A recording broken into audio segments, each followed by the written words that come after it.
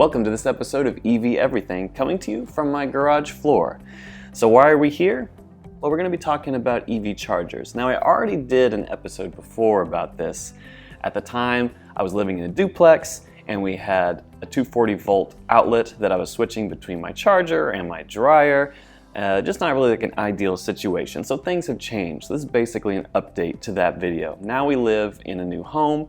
We have a dedicated 240 volt plug over here this time, and a new charger that we're working with. Now, full disclosure, everything we're going to talk about in this video is for sale in our online store, so you can find those links below. The first thing we're talking about is the charger itself. This is a 16 amp charger, and on the face there's just 4 light indicators. So right now it's red, indicating that power is going to the charger from the 240 volt plug, and then once we plug it into the car, it's going to tell us that it's connected and then that it's successfully charging. And then there's a 4th light on the bottom here. You don't want that one to go off, and I've never seen it go off. It says fault, and that's going to illuminate if for some reason you're not getting a good connection either from the plug to the charger or between the charger and the car. So it means something's wrong. Again, I've never seen that come on, so we're really just talking about those top 3 lights you want to see, and you'll be in good shape. So this is a really small charger, which I like. It doesn't take up much space here. If you're new to EV ownership, maybe you think, oh, I'm going to buy a charger and it's going to take up a lot of space in my garage. So as you can see here, it really doesn't take up a whole lot of space. We have the charger mounted just on a screw. There's a little bracket on the back, so it's hanging on there on this wood beam, and it's really close to our installed 240 volt plug. And I do have the cable just kind of wound and laying on the ground. I think at some point I probably want to get some kind of hook just to keep it off the ground, so you don't get tripped up on it. But for right now, it works. It's not bad because I'm really not needing the cable to go very far.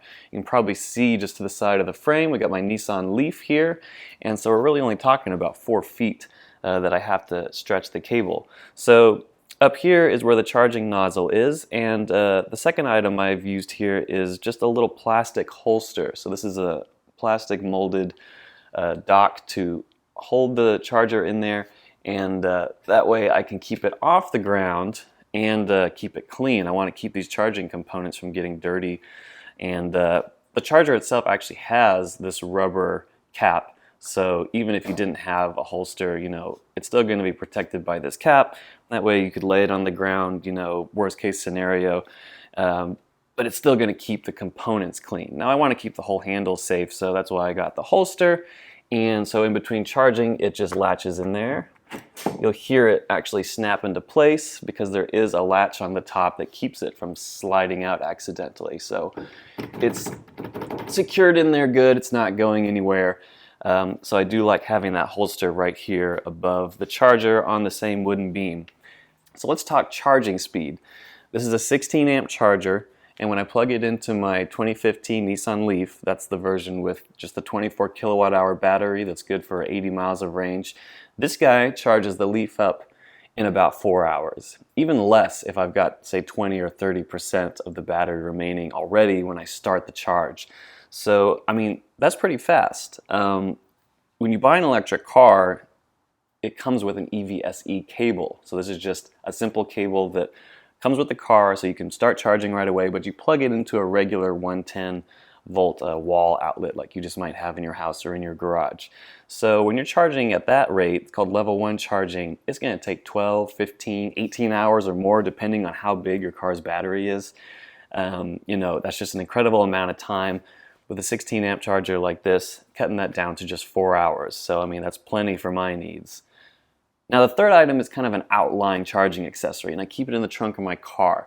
This is an extension cable for your charger, not to power it, but to actually make the charging cable longer. So I carry this with me because one of the reasons to use it is if you get iced. This is when an internal combustion engine vehicle parks in a designated spot right in front of a charging station. This happens more times than you might think, or maybe I'm just unlucky. But when this happens, sometimes you can't get close enough to actually use the charger. So when this happens, you just plug the cable into the female end of the extender, and then you've got an extra 20 or so feet to work with, and now you can park 3 or 4 spaces away and still reach your car. That's one of the reasons to use this cable. Another reason is here at home. So right now you can see the Leaf is parked here very close to the charger, but we also drive a Chevrolet Volt, which is parked in the driveway most of the time.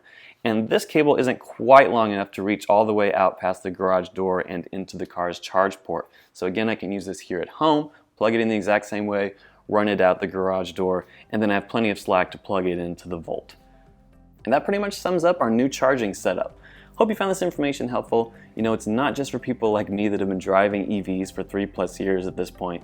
You know, we want to be giving useful information to people that are brand new to electric cars, and you know, this is the kind of setup you may be looking into.